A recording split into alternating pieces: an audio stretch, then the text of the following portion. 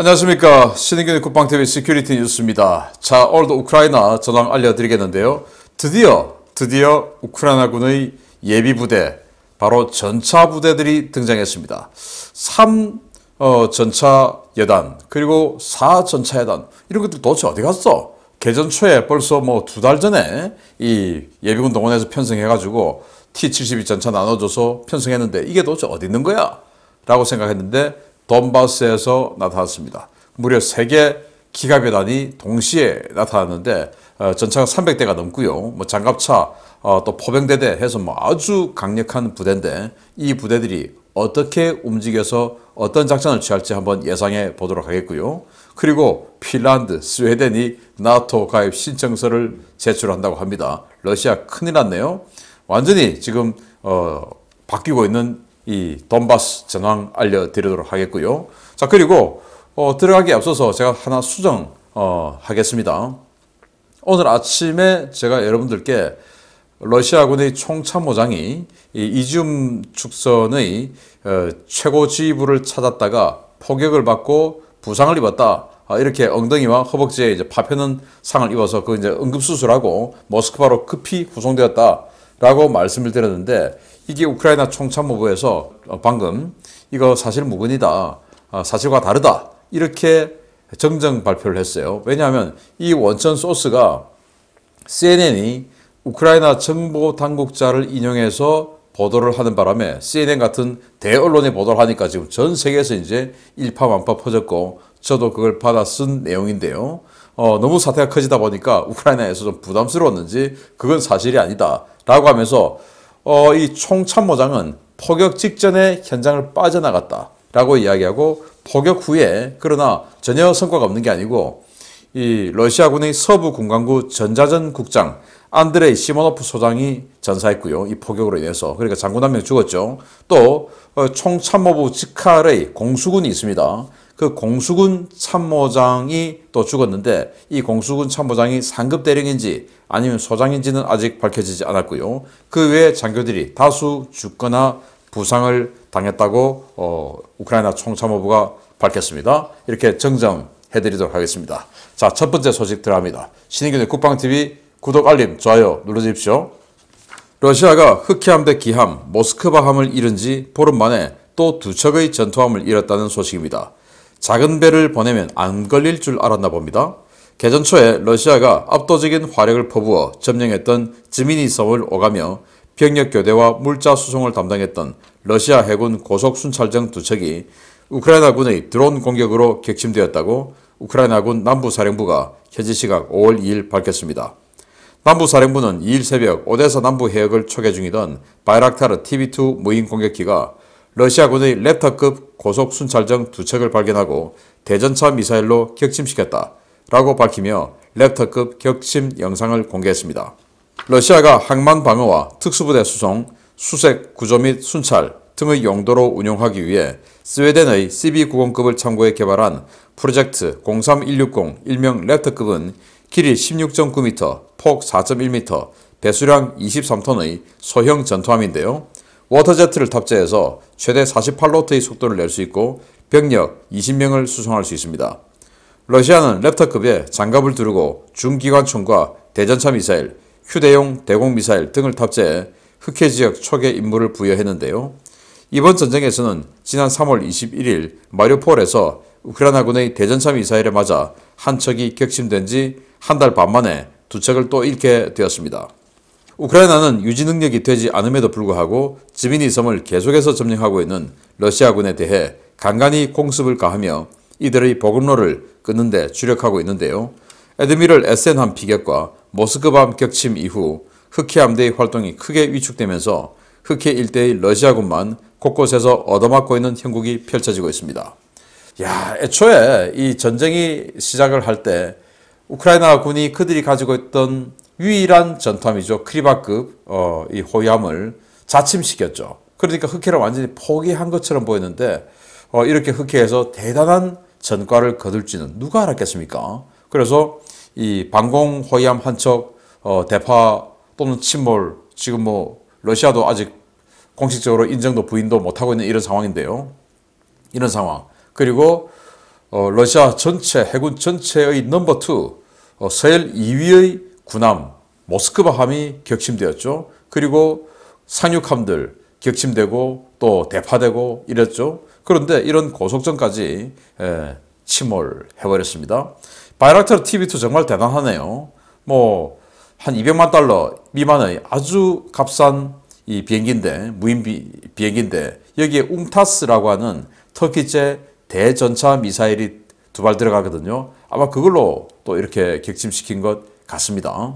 그 웅타스 대전차 미사일로 지난주에 S-300 방공 시스템 얼마나 고가입니까? 그것도 박살냈던 이 바이락타르 TB2가 이제는 또 이렇게 고속정을 격침시켰는데, 이 고속정은 스웨덴 CB90이라는 고속정을 뺏겨서 만든 거예요. 여기 앞에 보시면 여기 뚜껑이 열리고 마치 이 장갑차처럼 사람이 여기서 나올 수가 있습니다. 그래서 스웨덴이 피오르드 지형으로 이렇게 해안선이 되어 있지 않습니까? 그래서 스웨덴 해군은 각각의 피오르드 안으로 들어가서 여기에 이제 순찰병들 내려주고 해서 여기 아무데나 접근할 수 있게끔 아주 튼튼하게 만들어 놓고, 그리고 여기를 통해서 이제 보병들이 나와서 피오르드 해안 구석구석을 순찰하고 또 들어가서 다음 지형으로 가고 뭐 이런 식으로 하기 위해서 CB90이라는 걸 만들었는데, 러시아도 그걸 보고 이제 이걸 만들었어요. 아주 빨리 달리는 건데, 지미니 섬, 스네이크 아일랜드, 여기가 개전 초부터 굉장히 핫한 곳인데요.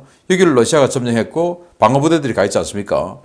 그 방어부대들에게 보급을 해주고 또 병력 교대도 해주고 이제 이런 용도로 지금 이 고속정을 쓰고 있는데, 이게 흑해함대 9척이 있어요. 9척이 있는데 3월 20일 날 마리우폴 항구 쪽에서 얼쩡거리다가 지상에 있는 우크라이나 해군의 대전차 미사일 맞고 한번 침몰했고, 또 이렇게 2대가 보급 또는 병력 교대 하러 가다가 아마 병력이 많이 타고 있었을 것 같은데 한꺼번에 그냥 TB2, 바이락타르 TB2 아주 값싼 무인기의 대전차 미사일 공격을 받고 침몰해버렸습니다.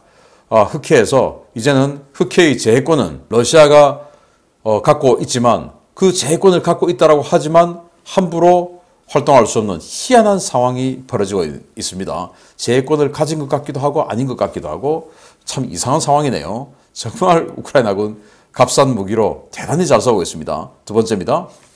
이길 수 없는 전쟁에 과도하게 집착하며 해서는 안 되는 스페셜 오퍼레이션을 벌였다가 혹을 떼기는커녕 악성 종양만 연달아 붙이고 있는 블라디미르 푸틴 러시아 대통령. 이제 전쟁을 그만둘 때도 된 것 같습니다. 핀란드와 스웨덴의 나토 가입이 사실상 확정되었습니다. 러시아와 지근 거리에서 모스크바를 직접 위협할 수 있지만 그동안 중립국으로 남아있던 핀란드와 스웨덴이 내부적으로 나토 가입을 확정짓고 가입 수순에 착수했으며, 핀란드가 오는 5월 12일 나토 가입 신청서를 정식 제출할 것이라고 공식 발표했습니다. 핀란드 언론들은 최근 여론조사에서 나토 가입 찬성 응답이 68%로 역대 최고치를 기록했다라며 정부가 나토 가입을 확정짓고 신청서를 작성하고 있으며 오는 5월 12일 나토에 정식으로 가입 신청서를 제출할 것이다 라고 전했습니다. 스웨덴 역시 안 린데 외교부 장관이 직접 나서서 오는 6월 나토 정상회의에 앞서 가입 신청서를 제출할 것이다 라고 밝혔는데요. 핀란드와 스웨덴의 연이은 나토 가입 의사 공식화에 대해서 나토는 환영의 입장을 발표했습니다.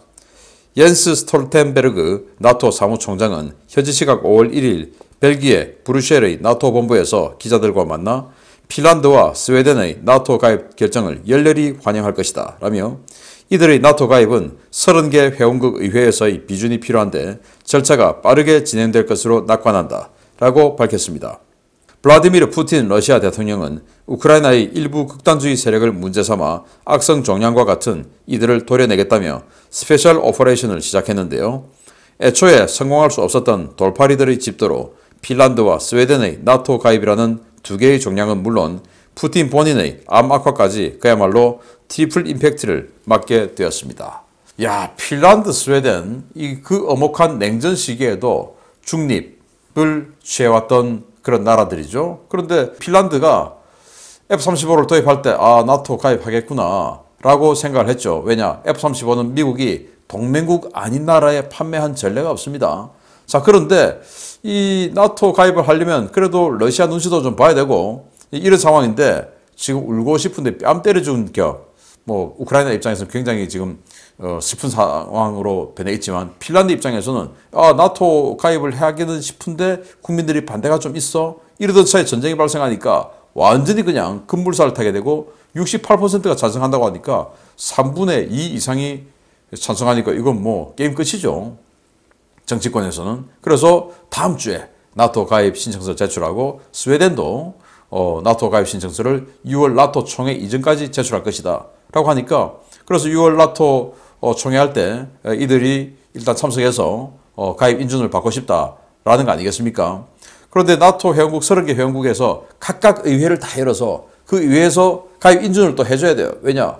나토의 동맹국으로 들어온다고 하는 것은 그 국가가 전쟁을 할 때 나머지 30개 국가가 전부 다 자동 개입해 주겠다라는 약속을 해야 되는 그 의회 비준이 필요하죠. 이건 뭐 나토가 결정할 문제가 아닙니다. 그래서 나토 가입은 상당히 오래 걸려요. 왜? 30개 이 국가들이 전부 다 뭐 회기가 동시에 열리는 게 아니고 열렸다가 뭐 휴회했다가 뭐 이런 게 있으니까. 그런데 이번에는 아주 빨리 진행될 것으로 낙관한다 라고 나토 사무총장이 이야기했고, 자, 여기서 핀란드 같은 경우는 러시아와 국경을 대거 마주하고 있죠. 그리고 상트페테르부르크라고 하는 러시아 최대의 항구, 그리고 두 번째 도시와 접해 있고, 그리고 또 러시아에서 가장 중요한 해군기지인 무르만스크의 북방함대, 베링해에 있죠.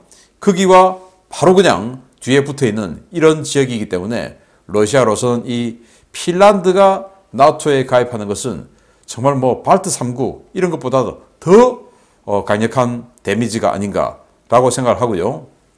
또 스웨덴 같은 경우도 발트해를 칼리닝그라드, 발틱 함대가 있는 칼리닝그라드와 스웨덴을 딱 마주보고 있죠.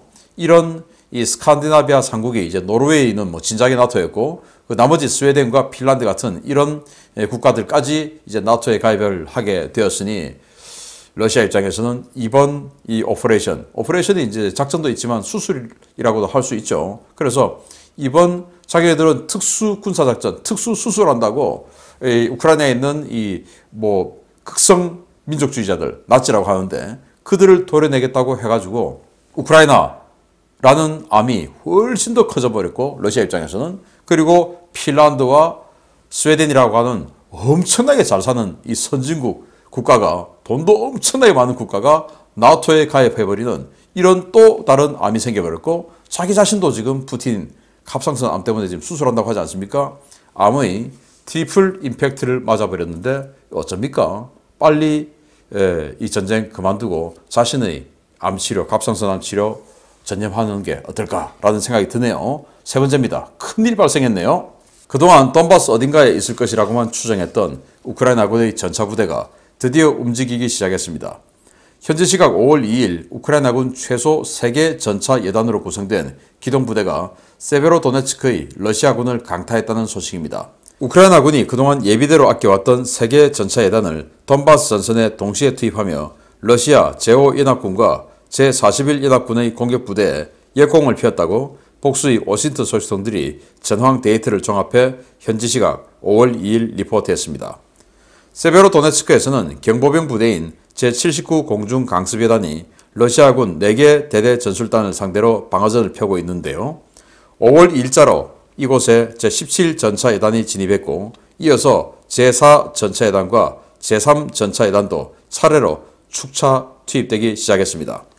제17전차예단은 개전 초에 T-64BV 전차로 무장했지만 재편성 이후에 T-64와 T-72 전차 100여 대를 주축으로 한 3개 전차대대, BMP-1 장갑차로 구성된 1개 기계화대대, 2개 자주포대대와 1개 다련장 로켓 대대를 갖춘 강력한 전력을 보유한 부대로 다시 태어났습니다. 제3전차예단과 제4전차예단은 전쟁 중에 증원된 예비부대로 각각 100여 대의 T-72 전차와 2개 자주포대대, 1개 다련장 로켓 대대를 갖춘 상태로 전력을 온전히 보존하고 있다가 이번 공세에 처음으로 모습을 드러냈습니다. 우크라이나군은 이지움 축선에 다수의 영토방위군 여단과 제81 공중강습여단, 제57 차량화 소총여단이 주축이 된 방어부대를 투입해 러시아군 제1근위전차군, 제20, 제35 연합군의 부대들을 묶어두고 있는데요. 현재 부대 배치로 추정해보면 세베로도네츠크 방면에 예비대를 투입해 돌파구를 열어 해당 축선상의 세계 연합군 지휘소를 소탕하고 이지움 축선에 돈조되어 있는 러시아군의 보급로를 완전히 끊을 작정으로 보입니다. 당황한 러시아군은 이지움 축선의 주력 부대들을 슬레반스크와 바르벤코브가 아닌 리만과 세베로도네츠크 방면으로 돌리기 시작했는데요.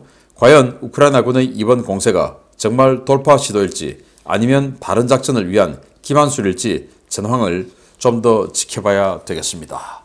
드디어 등장했습니다. 우크라이나군의 기동부대들, 예비대들, 우리 한국군으로 치면 7군단이 등장한 거죠.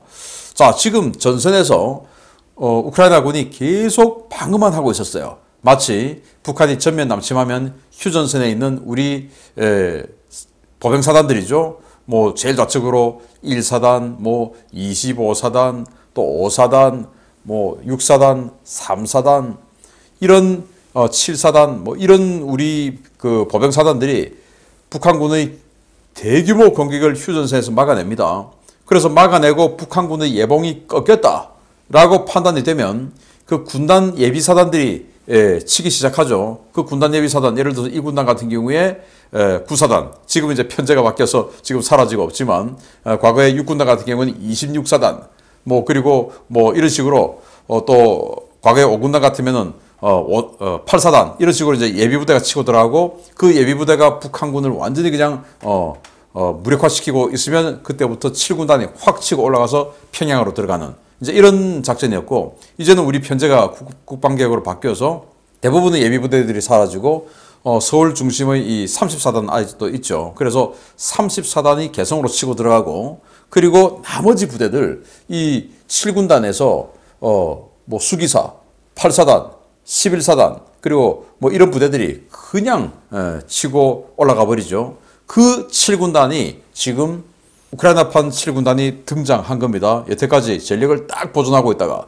지금 뭐 2달 동안 러시아군은 잠 한 번 제대로 못 자고 따뜻한 지붕 있는 곳에서 잠 한 번 제대로 못 자고 전부 노숙하고 하는데 이 우크라이나 기동부대들은 아주 전력을 보존하고 컨디션 쌩쌩한 상태로 지금 확 밀어붙이는데 세계 여단이 각각 100여 대씩의 전차를 가지고 있는 또 3개의 포병대대 그 중에 2개는 자주포대대 1개는 다른 장 로켓대대 그리고 17기갑 같은 경우는 하나의 기계화 보병 대대까지 있는 아주 강력한 기동부대들이 등장했는데 전황표를 한번 보겠습니다. 자, 지금 여기에 이런 식으로 서로 마주보고 있죠. 이른바 전선이라고 하는데요. 이 전선이 왜 이런 식으로 형성되어 있냐? 이 뒤쪽 그리고 이 뒤쪽은 전부 평야지대예요.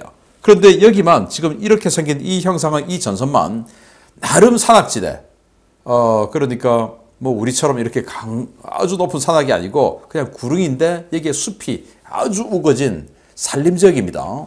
그래서 이 산림지역에서 우크라이나군이 방어선을 치고 참호를 파고 막아내고 있는 거예요. 그래서 우크라이나군이 상대적으로 아주 약한데도 불구하고 러시아군이 뚫고 나가지를 못하고 있는 겁니다. 이게 평야지대가 아니고 산림지역이라서. 그래서 여기 보시면 지금 우크라이나군의 상태를 보면 여기 있는 25 공수여단 그리고 81 공중강습여단 57 차량화 소총여단 뭐 이런 식으로 주로 경보병들 여기는 뭐 기계화보병이지만 경보병들이 주로 여기도 이제 공중강습여단이 여기 들어와 있죠. 이런 식으로 산악에서 휴대용 대전차 무기 이런 걸 가지고 지금 방어전을 펴고 있으니까 완전히 경보병들이 들어가서 싸우는데 이 러시아군은 전부 전차부대, 기계화부대 이런 것들인데 그 산악을 뚫지를 못하고 있는 겁니다. 이런 차원에서 지금 17전차가 나타나 버렸네요. 17전차가 지금 여기를 때리는데 그리고 그 뒤에 4전차 그리고 그 뒤에 3전차 각각의 여단들이 들어왔고 17전차는 한 개 기계화 보병대대가 있기 때문에 여기는 조금 더 조합적인 그런 시가전까지 해낼 수 있는 이런 보전합동 그런 전술을 할 수 있는 부대인데 4전차와 3전차는 기계화 보병대대가 없어요. 오직 전차대대입니다. 여기는 그냥 막 무조건 돌파만 하는 그런 부대예요. 그래서 4전차와 3전차 과거 소련식으로 그냥 오직 돌파만 해서 기동전만 펼치는 부대인데 어디로 돌파를 해서 갈까요? 그래서 제가 이걸 보니까 만약에 우크라이나군의 심산이 이 전선을 그냥 보존하겠다라고 하면 여기에 있는 이 전선에 하나씩 해서 방어부대로 기존의 경보병 가지고는 조금 힘에 붙인다 해서 방어부대로 여기는 이지움 축선으로 여기는 뭐 세베로도네츠크 쪽으로 뭐 이런 식으로 해서 하나씩 방어부대로 집어넣을 수 있지만 아니 이런 기동부대를 방어 차원에서 여태까지 숨겨놨다가 방어하기 위해서 내보내는 건 말도 안 되죠. 그래서 어딘가를 충격을 주고 어딘가로 돌파를 할 것 같은데 제가 봤을 때는 일단 이 지역을 통해서 한 개 축선해서 쭉 올라가서 41군 그리고 2기갑군 이 지부를 때리고 북쪽으로 쭉 올라가는 이런 기동선 하나 그리고 여기 오스킬간 동쪽에 201 여단 그리고 90 전차사단